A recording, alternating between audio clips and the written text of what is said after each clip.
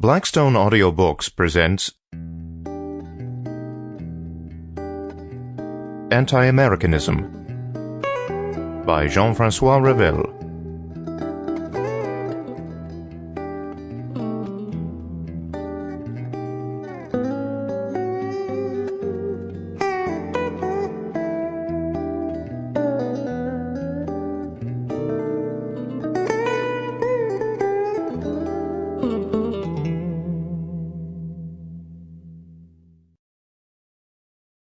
Dedication to Olivier Orban, instigator, in gratitude and friendship.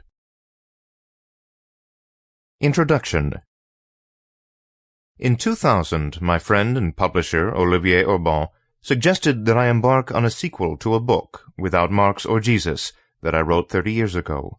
His idea was that, like its predecessor, it should deal substantially with the United States, with attitudes towards the United States, and with how those attitudes have evolved since 1970. At the time, the idea didn't seem too foolhardy. Mainly between 1970 and 1990, and after that rather less, I had traveled frequently in the United States, sometimes making quite a lengthy stay. From inside the country as well as outside, I had been an attentive watcher of the United States' ever-expanding role in world affairs after the disappearance of the Soviet Union and during the gradual erosion of Chinese communism, and I had remained fairly au courant with the literature and reportage on developments within the United States and the huge geopolitical changes that followed her accession to the rank of sole global superpower. Yet I soon came to question my initial reaction and reined in my enthusiasm for a task that Olivier's optimism had lured me into.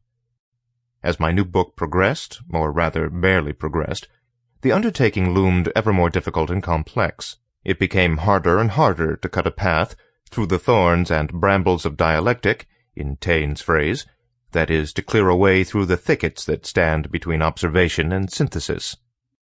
Before explaining why this was so, I must ask for the reader's patience while I describe the circumstances that impelled me in 1970 to write Without Marx or Jesus. It is a book you could describe, for want of a better word, as accidental.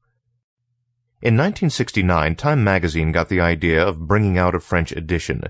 There was one problem with this plan: how to develop a French equivalent of the terse, concise, almost telegraphic writing style of Time, with its characteristic short phrases and complete absence of waffle and padding. Ever since the weekly's founding in the 1920s, this style has been emulated by journalists everywhere. Uniting brevity and clarity, it is far easier to do in English than in... Sample complete. Ready to continue?